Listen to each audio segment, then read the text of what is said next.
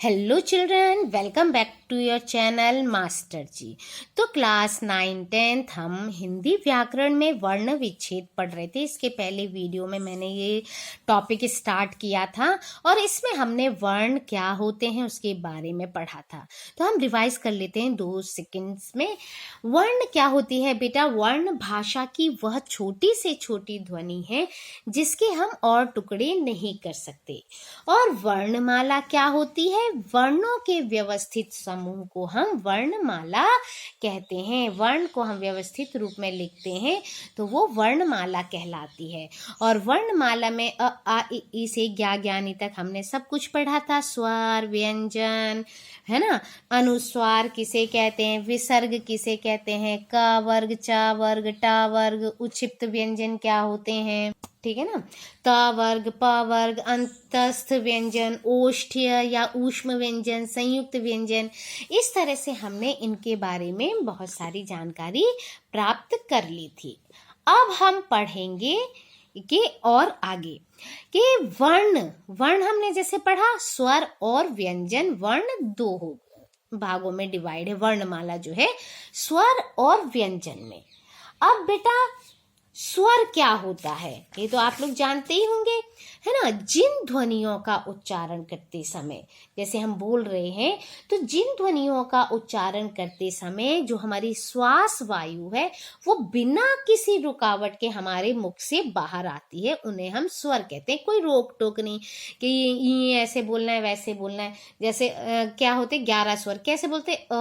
आ ई उ ऊ ए ऐ ओ औ, ठीक है ना, री। तो इस तरह की चीजें जो होती हैं, जो हमारे उच्चारण करते समय कोई रुकावट नहीं पैदा होती, उनके लिए वो होते हैं स्वर। अब स्वर के भी बेटा बहुत सारे भेद हैं। जैसे उच्चारण स्थान के आधार पर, उच्चारण स्थान के हम नाक से बोल रहे हैं तो अनुनासिक है, या सिर्फ मुंह से निकल रही है निर्नुनासिक है ना। ओष्ठाकृति के आधार पर होते हैं वृत्ताकार स्वर, अवृत्ताकार। जैसे ओ हम बोलते हैं तो ओ कैसा हो जाता है? जब हम बोलते हैं तो ये हमारा जो लिप्स हैं बिल्कुल ओ गोल हो जाते हैं, तो वो वृत्ताकार में आ जाते हैं। वृत्त माने सर्कल, ठीक है, वृत्ताकार में आ जाते हैं। और अवृत्ताकार जिनको बोलते समय ऐसा ओ या वृत्त नहीं बन रहा या सर्कल नहीं बन रहा। कुछ होते हैं मुखाकृति के आधार पर स्वरों के भेद। मुखाकृति कैसे कि हमारे अग्र भाग में लग रहा है, मुंह के अंदर हम टंग जो है हमारे अग्र भाग से छुल रही है, या हमारे पश यानी पीछे के भाग में छुल रही है, या संवृत यानी कि बोलते समय कम खुल रहा है हमारा मुंह, है ना। कुछ ऐसे वर्ड होते हैं जैसे बड़ी ई ऊ, तो इस तरह के। या अर्ध संवृत स्वर यानी कि थोड़ा ज्यादा खुला, जैसे ए ओ। तो इस तरह के विवृत स्वर, है ना, बहुत अधिक खुला, जैसे बड़ा आ होता है आ, हमने बहुत सारा मुंह खोल के तब बोला। तो इस तरह के बहुत सारे भेद हैं, लेकिन हम थोड़ा इंपॉर्टेंट भेद पढ़ेंगे जो है उच्चारण में लगने वाले समय के आधार पर स्वर का भेद। तो उच्चारण के आधार पर स्वर में जो हमारा उच्चारण में लगे समय के आधार पर जो स्वर के भेद हैं, स्वर्गों को हम 3 वर्गों में बांट सकते हैं। वो 3 वर्ग कौन कौन से होते हैं बेटा? ह्रस्व स्वर, दीर्घ स्वर और प्लुत स्वर। कौन कौन से होते हैं? ह्रस्व, दीर्घ, प्लुत। आसानी से याद हो जाएंगे, आप 2-3 बार रिवाइज करेंगे याद हो जाएगा आपको। अब ह्रस्व स्वर आखिर होता क्या है? ह्रस्व स्वर होता है बेटा जिन स्वरों के उच्चारण में क्या होता है? जिन स्वरों के उच्चारण में कम से कम समय लगता है, जिन स्वरों के उच्चारण में एक मात्रा का समय लगता है, उन्हें हम ह्रस्व स्वर कहते हैं। समझ में आ गया? जिन स्वरों के उच्चारण में कम से कम समय लगता है या उच्चारण में एक मात्रा का समय लगता है, उन्हें हम ह्रस्व स्वर कहते हैं। और इनकी संख्या होती है 4, अ ई उ री, ठीक है। इन्हें हम मूल स्वर भी कहते हैं क्योंकि इन ध्वनियों में और किसी ध्वनि का संयोग नहीं है, यानी और कोई शब्द नहीं है, वर्ण नहीं है, है ना, कोई ध्वनि और नहीं है इनमें, इसलिए ये क्या कहलाते हैं, मूल स्वर कहलाते हैं। अब आता है दीर्घ स्वर। दीर्घ स्वर क्या होता है, जिन ध्वनियों के उच्चारण में दो मात्रा का समय लगता है, जैसे ह्रस्व स्वर में एक मात्रा का समय लग रहा था, अब दो मात्रा का समय लग रहा है, उन्हें हम दीर्घ स्वर कहते हैं और इनकी संख्या 7 होती है। दो मात्रा का समय लगना मतलब छोटा आ बड़ा आ, है ना, तो ये दो मात्रा का स्वर हो गया। आ, ई, ऊ, ए, ऐ, ओ, औ। इन्हें हम संधि स्वर भी कहते हैं। जैसे ह्रस्व स्वर को मूल स्वर कहते हैं, दीर्घ स्वर को हम संधि स्वर भी कहते हैं। क्योंकि ये दो स्वरों के स्वर संयोग से, मतलब छोटा आ मिलकर दो स्वरों के संयोग से बना है और उच्चारण की दृष्टि से ये स्वतंत्र है। ठीक है, दो स्वरों के संयोग से बने होने के बावजूद ये उच्चारण की दृष्टि से स्वतंत्र हैं, अतः संधि के रूप में होते हुए भी इन्हें हम किस में रखते हैं, स्वरों की श्रेणी में रखते हैं। अब आता है नंबर 3, प्लुत स्वर। अब प्लुत स्वर में क्या होता है, जिन स्वर के उच्चारण में ह्रस्व स्वर से तिगुना समय लगता है उसे हम प्लुत स्वर कहते हैं। हो गई बात क्लियर। ह्रस्व स्वर एक मात्रा का समय, दीर्घ स्वर दो मात्रा का समय, प्लुत स्वर तिगुना यानी 3 मात्रा का समय लगता हो उसे हम प्लुत स्वर कहते हैं और इसका प्रयोग ज्यादातर संस्कृत में ही होता है। आप संस्कृत में इस तरह का निशान देखेंगे ज्यादातर जगह पर, है ना, या ड बना हुआ इस तरह का देखते हैं। ये मतलब है कि हमें मात्रा में थोड़ा खींचना है मात्रा को। यह किसी को पुकारने के लिए या किसी को बुलाने के लिए भी इसका प्रयोग किया जाता है।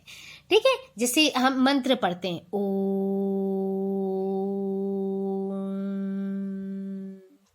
ठीक है, अब गांव में आपने पुकारते हुए देखा गए, ओ रे राजा हो, है ना, बुलाते हैं, आपने सुना होगा। तो इस तरह की चीजें क्या होती हैं, ये प्लुत स्वर में आती हैं। अब हमने स्वर के बारे में पढ़ लिया। अब हम आते हैं व्यंजन। अब व्यंजन क्या होता है बेटा, व्यंजन जिन ध्वनियों का उच्चारण करते समय मुख से जो निकलने वाली वायु है उसमें रुकावट पड़ती है। स्वर में रुकावट नहीं पड़ती, व्यंजन में रुकावट पड़ती है, उन्हें हम व्यंजन कहते हैं। और व्यंजन के भी मुख्य रूप से 3 भेद होते हैं। ठीक है, मुख्य रूप से कौन कौन से होते हैं वो मुख्य रूप से 3 भेद। पहला होता है स्पर्श व्यंजन, फिर होता है अंतहस्थ व्यंजन और ऊष्म व्यंजन। अब हम सबसे पहले देखते हैं स्पर्श व्यंजन क्या होता है। स्पर्श से, जैसे कि हमको बिल्कुल वर्ड से ही स्पर्श मीन्स क्या होता है, छूना, है ना, तो इससे ही पता चल रहा है कि वर्णों का उच्चारण करते समय जो वायु हमारे मुख के अलग अलग स्थानों से टकराकर ध्वनि उत्पन्न करती है और जो ध्वनि उत्पन्न करती है ना, इसलिए जब जो हमारी वायु जिह्वा से, जीभ द्वारा मुख के भिन्न भिन्न उच्चारण स्थानों को स्पर्श करती हुई ध्वनि निकालती है तो ऐसे वर्ण को हम स्पर्श व्यंजन कहते हैं। हाँ, यानी कि हमारी जो जीभ है अलग अलग भागों को छूते हुए, टकराते हुए, स्पर्श करते हुए ध्वनि निकालती है, उसे हम उन वर्णों को हम क्या कहते हैं, स्पर्श व्यंजन कहते हैं।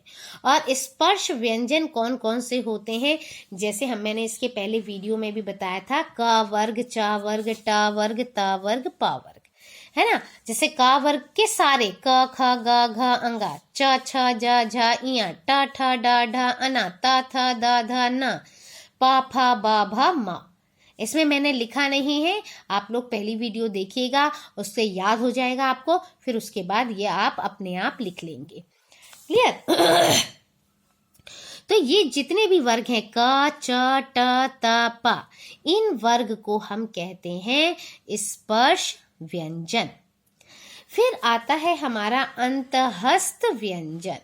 ठीक है, कौन सा आता है?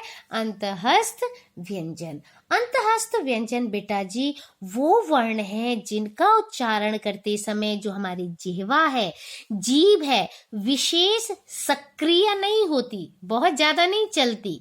ठीक है, स्पर्श तथा ऊष्म व्यंजनों के मध्यवर्ती स्थिति में होने के कारण, यानी स्पर्श जो चारों तरफ छूते हैं और ऊष्म जिनसे जिस वर्ड को बोलने उच्चारण करते समय हमारे मुंह से जब गर्म हवा सी निकलती है, इन यानी जो ये ऊष्म व्यंजन है और ऊपर जो बताया पहला स्पर्श व्यंजन है, इन दोनों के बीच का होने की वजह से इनको हम अंतःस्थ व्यंजन कहते हैं। और इनकी संख्या क्या होती है? इनकी संख्या 4 होती है। य र ल व।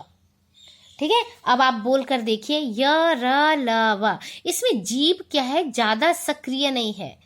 ठीक है, और ज्यादा सक्रिय नहीं है, मतलब ज्यादा इधर उधर टच नहीं हो रही है। य र ल व। ठीक है, तो इसीलिए ये ऊष्म और स्पर्श के बीच की स्थिति है, इसलिए ये अंतःस्थ है। अब ऊष्म व्यंजन क्या होता है?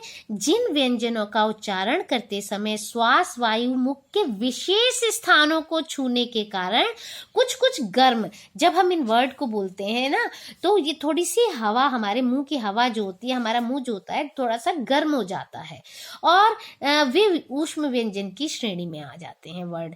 ठीक है, ये भी कि कौन से होते हैं? 4 होते हैं। इनकी भी संख्या क्या होती है? 4 होते हैं। या ऐसे समझ लीजिए कि ऊष्म वर्णों का उच्चारण करते समय मुंह से हमें थोड़ी सी सीटी की सी आवाज आती है, जैसे हम पढ़ते श, श, स, ह। ठीक है, इन वर्णों को बोलने पर हमारा मुंह जो होता है, अंदर हमारे जो मुंह के अंदर से वायु निकलती है वो गर्म हो जाती है। ऊष्म माने गर्म, तो इसलिए हम इसे क्या कहते हैं? ऊष्म व्यंजन कहते हैं। चलिए, इस वीडियो में इतना ही। वर्ण विच्छेद का आप बहुत कुछ सीख गए होंगे और आगे भी हम और बहुत सारी चीजें सीखेंगे। तब तक के लिए thank you. Like, share and subscribe my channel.